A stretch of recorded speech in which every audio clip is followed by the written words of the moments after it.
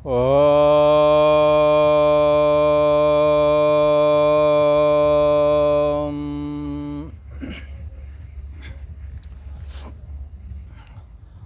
शंकरं शंकराचार्यं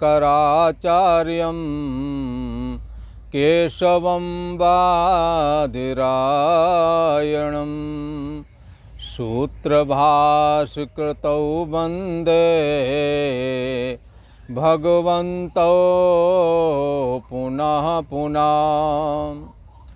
ईश्वरो गुरुरात्मेति मूर्तिभेद विभागिने व्योमवत् व्याप्त देहाय दक्षिणामूर्तये नमः। ओम बंशी विभूषित करा नवनीरदावाद पीतांबरा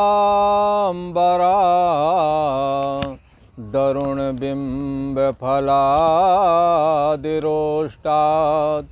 पूर्णेंद सुंदर मुखादर बिंद नेत्रात् कृष्णात् परम किमपि तत्त्वमहं न जाने। वसुदेवसुतं देवं कंसचाणूरमर्दनं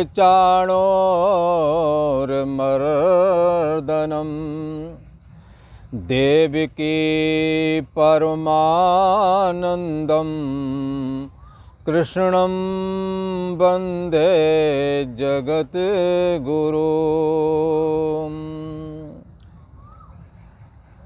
ऐं सरस्वत्यै नमः। ओम शांति शांति शांति।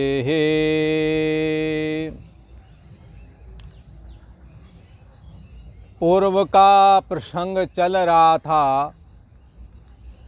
भगवान श्री कृष्ण ने अर्जुन को विराट रूप के दर्शन कराए और दर्शन भगवान श्री कृष्ण का अर्जुन ने विराट पुरुष के रूप में दर्शन किया तो चित्त में व्याकुलता बढ़ गई। कहने लगे, हे भगवान, मेरे को घबराहट हो रही है, मेरे को दिशाओं का ज्ञान नहीं है। बहुत सारी बातें बताईं और थोड़े ये भी बताए कि खुशी इस बात की है, हमारे से पहले ये आपका रूप किसी ने नहीं देखा था, मैंने देखा, इस बात की खुशी भी है। पर आपका इस भयानक उग्र रूप देखकर मेरे में अंदर व्याकुलता बढ़ गई है। भगवान श्री कृष्ण ने कहा, अर्जुन, तुम व्याकुल मत हो, हमारे प्रति जैसी पहले भक्ति थी वैसे ही भक्ति रखना। कदाचित ये सोचने लगो कि भगवान श्री कृष्ण ये बड़े भयानक हैं, इनको देखने की किसी की सामर्थ्य नहीं है, तो हम दुष्टों के लिए भयानक और यमराज के समान हैं, पर भक्तों के लिए नहीं। इसलिए तुम हमारे प्रति वही वाला भाव रखना जो पहले रखते आए हो। हमारे से प्रीतपूर्वक अपने मन में हमारे अंदर हमारे प्रति प्रीति का भाव रखना। और रही बात आपकी व्याकुलता वाली बात, तो मैं अपना सौम्य चतुर्भुज विग्रह तुमको दर्शन करवाता हूँ, जिसकी तुम्हें विशेष इच्छा है दर्शन की, मैं दर्शन करवाता हूँ। हमारा ये चतुर्भुज विग्रह भी, इस विग्रह के दर्शन की अपेक्षा देवता लोग भी करते हैं और ये वेद अध्ययन, तपस्या, यज्ञ, कर्म आदि के द्वारा इसकी प्राप्ति नहीं होती। इसकी प्राप्ति तो अनन्य भक्ति के द्वारा इसकी प्राप्ति होती है। तो ये जिज्ञासा होती है कि भाई वो भक्ति क्या है और भक्ति प्रकट कैसे हो। चलो ये तो शास्त्र की बात है। साधारण सी बात में यदि हम किसी के साथ अपना प्रेम व्यवहार रखना चाहते तो हम क्या करें कि हमारा प्रेम दूसरे के प्रति बना रहे। तो यदि ऐसा करोगे कि उसके यहाँ जाकर के उसके ऊपर बोझ बन के रहोगे तो तुम्हारा और उसका अगले आदमी का प्रेम नहीं बनेगा। प्रेम यदि बनाना है तो आप उसके काम में हाथ बटाएं। यदि वो कोई कार्य करता है उसके कार्य में सहयोग करें। जैसे घरों में महिलाएं हैं, अब बेचारी सुबह से शाम तक कई बार पूरा दिन लगे लगे हो जाता है। कई बार भोजन बनाने का जी नहीं करता, पर बच्चे हैं इसलिए बनाना पड़ता है। तो कई बार भोजन बनाया और परिवार के लोगों ने खा पी लिया, बाद में कुछ बचा नहीं, तो जो कुछ बचा है या और कुछ हल्का फुल्का खा करके गुजारा कर लिया। अब उस महिला की यदि कोई प्रेम प्राप्त करना चाहता हो, सहानुभूति प्राप्त करना चाहता हो तो क्या करे? जाकर उसके यहाँ फिर वो भोजन के लिए 2-4 लोगों को लेके पहुँच जाए तो उसे खुशी मिलेगी क्या? एक तो वो सुबह से तो लगी थी, बाद में भोजन भी उसको पेट भर नहीं मिल पा रहा है, कम पड़ गया। इसलिए आप और 2-4 लोगों को लेके पहुंच जाओ, कहो हमारे को भोजन बना के तुरंत दो, उसे खुशी न मिलेगी। खुशी तो तब मिलेगी यदि कोई जाए और कहे बहन लगता है आज तुम बहुत थक गई हो, चावल तुम बना लो तो रोटी मैं बना देती हूँ, बर्तन मैं धुले देती हूँ। आपस में प्रेम हो जाएगा। ये भक्ति प्रेम का नाम है। यदि हम किसी से प्रेम बढ़ाना चाहते हैं, उसके कार्य में हाथ बटाना चालू करें, प्रेम बढ़ जाएगा। पर शर्त एक है, हृदय न कछु फल अनुसंधाना। हृदय में कुछ फल की इच्छा लेकर के ये मदद नहीं करना। केवल इसलिए मदद करना कि असहाय मदद कर देनी चाहिए तो कर दिया, ये हमारे किसी काम में आ जाएगी, ऐसा सोच के नहीं तो तुम प्रेम नहीं पाओगे। ना हृदय में उसके प्रेम होगा ना आपके, क्योंकि आप कपट लेके गए हैं और आप मदद इमदाद कर जरूर रहे हैं, पर वो मदद इमदाद आपकी प्रेम के रूप में तब्दील नहीं होगी। इसलिए अतिशय रगड़ करे जो कोई, अग्नि प्रकट चंदन से होई। भगवान की भक्ति यदि प्राप्त करना है तो भगवत अर्पण बुद्धि से कर्मों को करें। उन्हीं कर्मों के द्वारा हृदय में प्रेम प्रकट होवेगा। इसलिए सबसे ऊंची प्रेम सगाई। यदि आप दूसरों के काम में आएंगे, आप दूसरों के अच्छे कर्म करके और फिर दूसरों के प्रति अच्छा बर्ताव करके, अच्छी मदद पहुंचा करके, धन से, शरीर से, बुद्धि से, फिर बदले में यदि कुछ चाहेंगे नहीं तो उसका जी करेगा काश मेरे से ये कुछ कहता तो मैं भी इसे कुछ करता, पर ये कुछ हमारे से कहता नहीं। तो भगवान राम ने किसी ऋषि के प्रति कहा जो निष्काम था, देऊं कहा तुम पूर्ण कामा। मैं तुम्हें कुछ देना चाहता हूं, पर तुम्हारे अंदर कोई कामना नहीं, तुम्हारी सारी कामनाएं पूर्ण हो गई हैं। पूर्ण हो गई का मतलब परमात्मा को प्राप्त होने से सारी कामनाएं पूर्ण हो जाती हैं। योग साधना के द्वारा कामनाओं पर विजय प्राप्त कर लिया जाता है। ईश्वर भी उससे सोचता है। जो ईश्वर की भक्ति करता है, जो ईश्वर के दीन दुखी बंदे हैं उनकी सेवा करता है, बदले में कुछ चाहता नहीं है। धन से करता, बुद्धि से करता, शरीर के सामर्थ्य से करता, और ऐसे में उसे दुख और तकलीफ की प्राप्ति होती है। लोग उल्टा सीधा बोलते हैं, ये परोपकारी, ये बहुत धर्मात्मा बनते हैं, ऐसा कुछ ना कुछ उन्हों के लिए बोलते हैं, पर वो सह दुख शिकवा न करें। वो दुखों को सह लेते हैं पर शिकवा नहीं करते। ऐसे जो कर्म योगी हैं, जो आसक्ति और फल की इच्छा से रहित होकर के दूसरों के प्रति कर्तव्य का पालन करते रहते हैं, बदले में कुछ चाहते नहीं, और अपमान यदि मिल जाए तो सह दुख शिकवा न करें, शिकायत नहीं। और ये महफिल है, सह दुख शिकवा न करें, ये महफिल है उन राम दीवानों की। परमात्मा की भक्ति के मार्ग में चलने वालों को सावधानी ये रखनी है कि वो ज़्यादा शिकवा शिकायत से बचें। परंतु ये बात उन्हों के लिए नहीं जो व्यवस्था देखते हैं, और व्यवस्था देखते हैं यदि वो गलत करने वालों को नहीं शिकायत करेंगे, नहीं रोकेंगे तो गलत काम और बढ़ जाएंगे।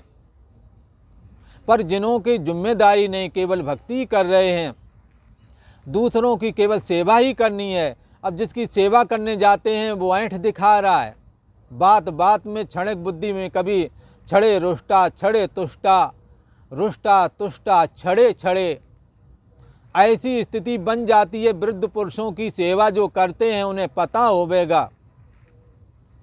कई बार वृद्ध वो काम करने लगते हैं जो बच्चों को भी शोभा नहीं देते, तो बूढ़ों को कैसे।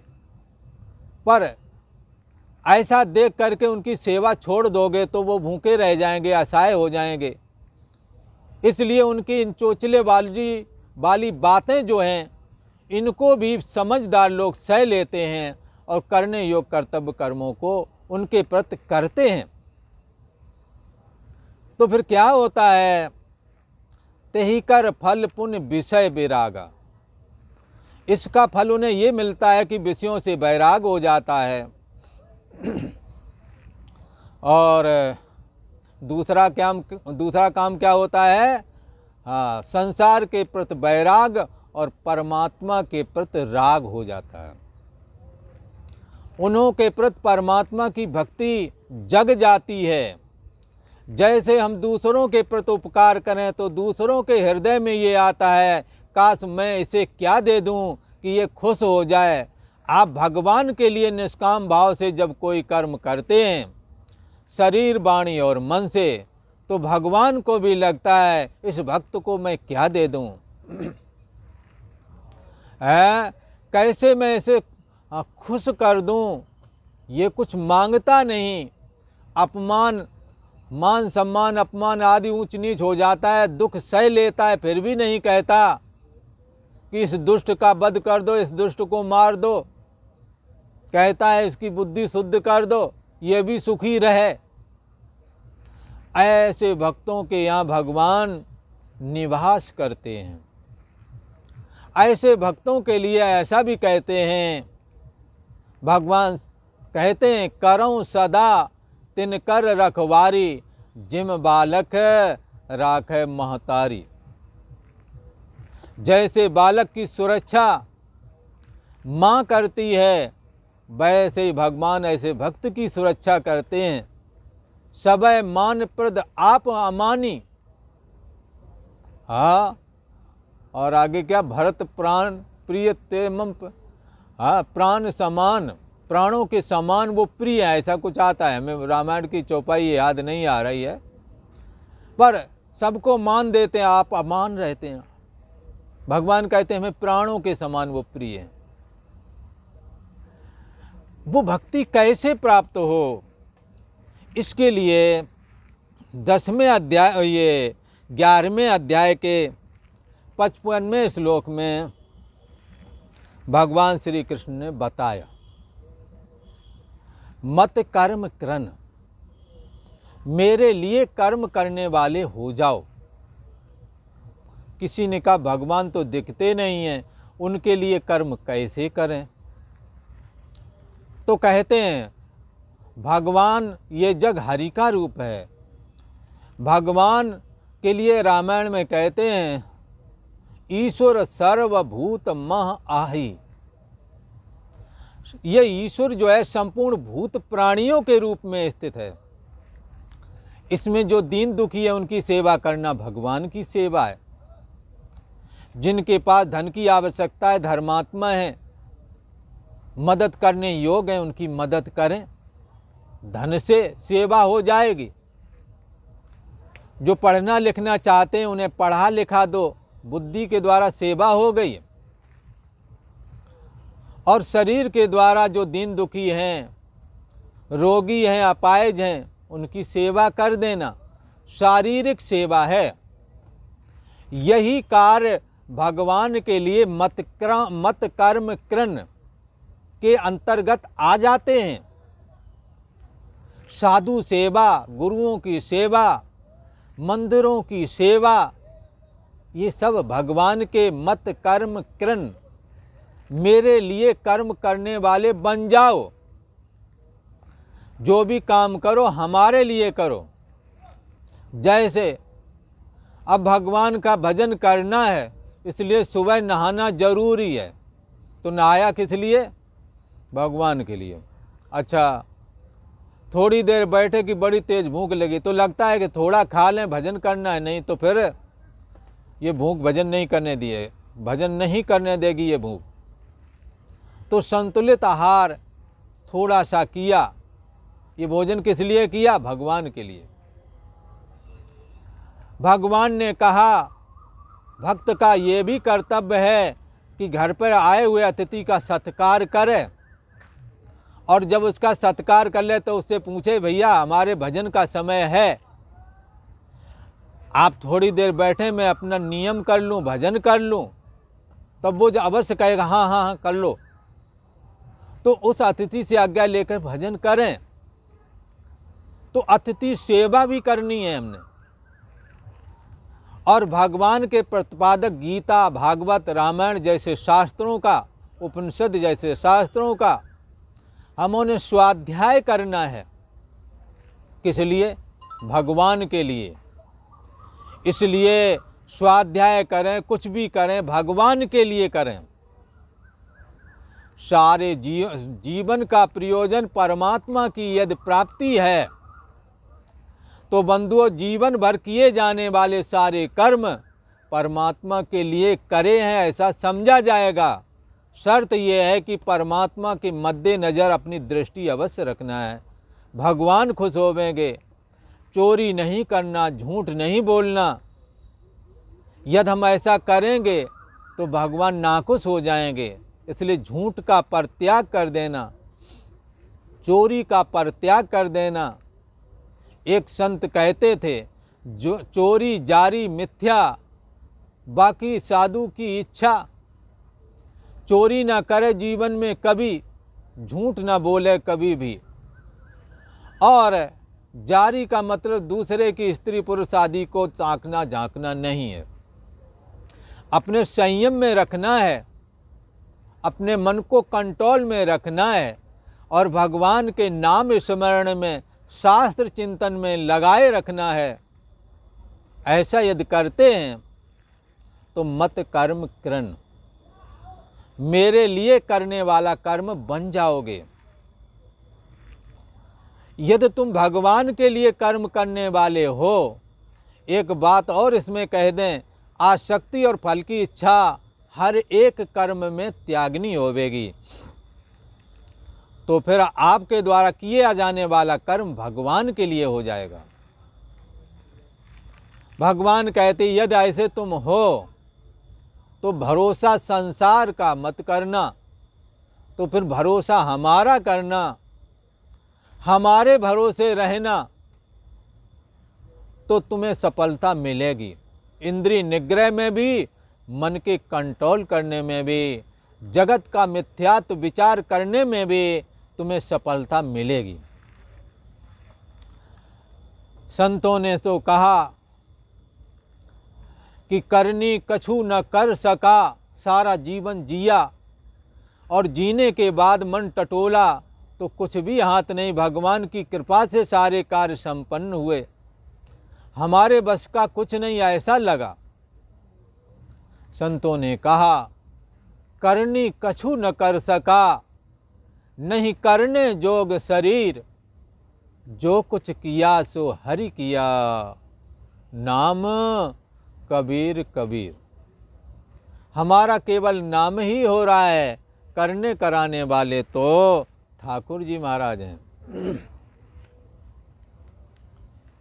ऐसा जो भगवान का भक्त है, संपूर्ण भूत प्राणियों में वैर भाव से रहता है। और कैसा है, आसक्ति रहत है। ऐसा संपूर्ण प्राणियों में वैर भाव से रहता है, वह अनन्य भक्ति वाला पुरुष हे अर्जुन मुझे ही प्राप्त हो जाता है। भगवान की भक्ति करने वाले भगवान को प्राप्त होते हैं। तो किसी का ये भक्ति कितने प्रकार की है? पहले तो भक्ति दो प्रकार की मानी गई, एक सगुण भक्ति, एक निर्गुण भक्ति। उपनिषद शास्त्र का विचार करना, गीता शास्त्र का विचार करना, ब्रह्म क्या है, माया क्या है, जगत क्या है, जीव क्या है, ईश्वर क्या है, इन पद पदार्थों का ज्ञान करना, और इन पद पदार्थों का ज्ञान करने के बाद में इनका आश्रय प्रकाशक जो परम ब्रह्म परमात्मा है, जिसका कोई रूप आकार नहीं है, उसकी उपासना करना, अतः तो ब्रह्म जिज्ञासा, उस परम ब्रह्म परमात्मा को समझना जो सबके हृदय देश में विद्यमान है, सबकी बुद्धि देश का साक्षी है। उसको जो अध्यारोप अपवादाभ्यम निष्प्रपंचम प्रपंचते, ऐसे उस परम ब्रह्म परमात्मा को अध्यारोप और अपवाद की प्रक्रिया के द्वारा उसे अपनी अंतरात्मा से सदा अभेद का एहसास करते हुए देह मन बुद्धि आदि से अपने मैं बुद्धि हटा करके इस मैं बुद्धि को सत्तात्मक परम ब्रह्म परमात्मा जिसको आत्मा कहते उसमें स्थिति लाभ प्राप्त करना, ये है निर्गुण उपासना। सोहम अस्मि, वो मैं ही हूँ, ऐसे भाव से उपासना करना। ये उपनिषद ज्ञान के द्वारा, स्वाध्याय के द्वारा भक्ति होती है। ओंकार का जप किया जाता है, तत्चिंतनम तदर्थ भावनम, उस ओंकार का चिंतन करे, उसी के अर्थ की भावना करे। ये तो है निर्गुण परम ब्रह्म परमात्मा की भक्ति का प्रक्रिया जो थोड़ी बताई। एक सगुण मार्गी, एक निर्गुण मार्गी शाखा, एक सगुण मार्गी शाखा। तो निर्गुण मार्गी निराकार परमात्मा की उपासना भक्ति होती है, और सगुण में सगुण परमात्मा की उपासना की जाती है। सगुण साकार, निर्गुण निराकार, दो प्रकार की भक्ति का मार्ग। अब कहते हैं ये सगुण मार्गी शाखा, सगुण साकार उपासना भी, भक्ति भी दो प्रकार की होती है। एक तो कृष्ण मार्गी शाखा, कृष्ण भक्ति शाखा, और दूसरी राम भक्ति शाखा। इस प्रकार से भक्ति की शाखाएं बताई गईं। अब कहते हैं, अब प्रश्न यहाँ ये खड़े होता है किसी ने कहा महाराज आप कह रहे हैं कि सगुण मार्गी शाखा, निर्गुण मार्गी शाखा। सगुण साकार उपासना, निर्गुण निराकार उपासना, दोनों ही भगवान की भक्ति के लिए उपासनाएं हैं। दोनों ही उपासनाएं भगवान की ही भक्ति हैं। तो किसी ने कहा महाराज इसमें श्रेष्ठ कौन है? बस यहाँ से दूसरा ये 12वां अध्याय चालू हो जाता है। ओम श्री परमात्मने नमः। अथ 12 अध्यायः। अर्जुन उवाच एवं सततयुक्ता ये भक्तास्त्वां पर्युपासते ये चाप्याक्षरमव्यक्तं तेषां के योगवित्तमाः। भगवान श्री कृष्ण से अर्जुन प्रश्न करते हैं, हे भगवान, आपने अपनी भक्ति का पूर्व में वर्णन किया है। आपने कहा मेरे लिए कर्म करने वाले बन जाओ, तुम्हारे अंदर भक्ति प्रकट हो जाएगी। भक्ति कितने प्रकार की है? तो सगुण साकार भक्ति और निर्गुण निराकार भक्ति। यहाँ तक बात समझ में आती है। पर हे भगवान, अर्जुन ने पूछा, इन दोनों प्रकार की भक्ति करने वाले जो योगी लोग हैं, उनमें कौन सा योगी श्रेष्ठ है? आप किसको अच्छा मानते हैं? हे भगवान, आप मुझे बता दीजिए। आप जिसको अच्छा मानेंगे उसको मैं भी अच्छा मान लूँगा। आप जिसको अच्छा मानेंगे सारी दुनिया उसको अच्छा मानेगी। इन दोनों में कौन श्रेष्ठ है? जो श्रेष्ठ हो वो मुझे बता दीजिए, मैं उसी की भक्ति किया करूँगा। अब भगवान श्री कृष्ण कहते हैं, भगवान श्री कृष्ण से ये अर्जुन प्रश्न कर रहे हैं, ये भक्ता एवं सतत युक्ता त्वाम चाये अक्षरम अव्यक्तम अपि पर्युपासते तेषाम योग वेत्तमः के सन्ति। हे भगवान, हे प्रभु, हे जगत के एकमात्र कारण, हे जगन्नाथ,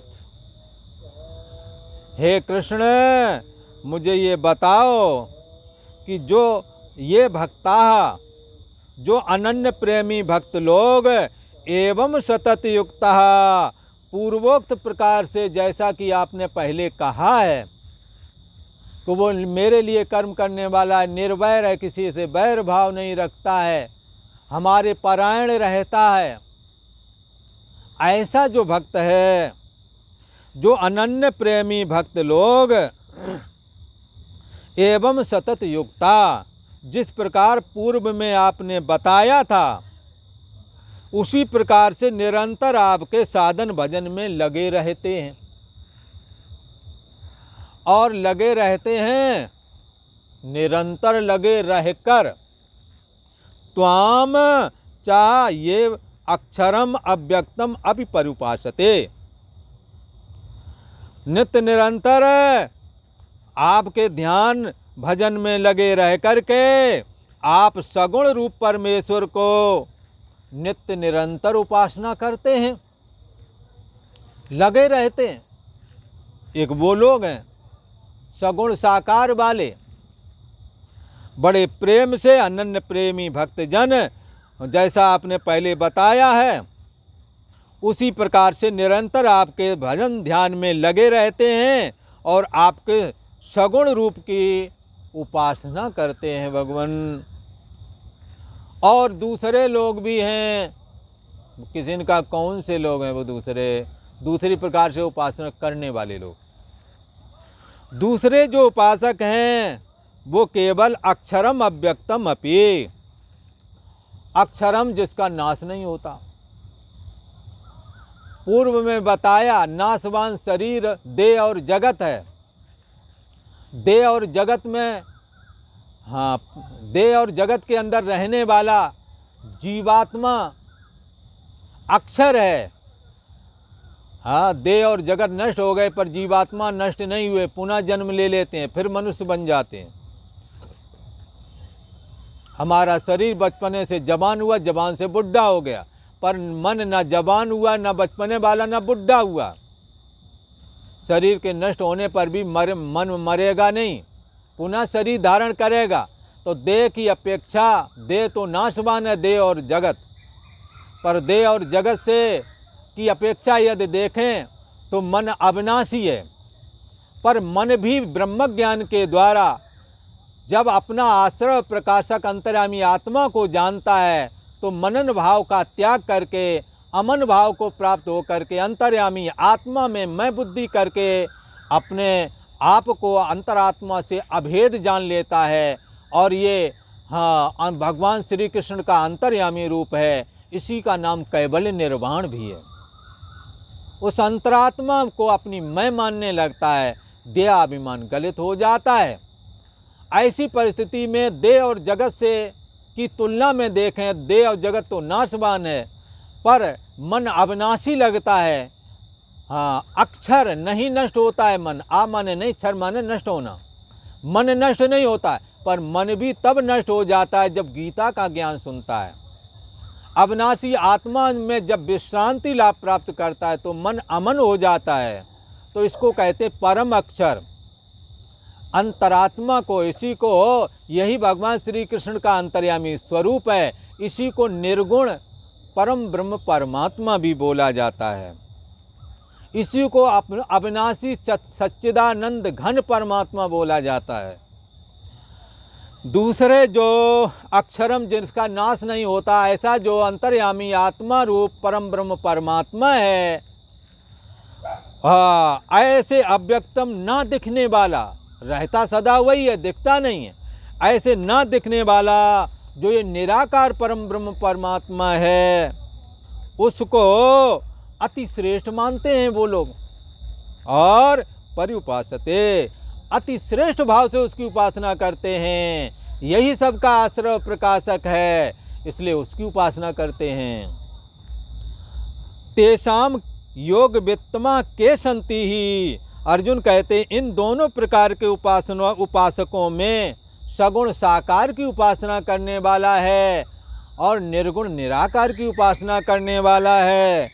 तेषाम, उन दोनों प्रकार के उपासकों में अति उत्तम योग वेत्ता, इन दोनों प्रकार के उपासकों में सबसे ज़्यादा श्रेष्ठ, सबसे बड़ा योगी के संति कौन है, ये भगवान मुझको बता दीजिए।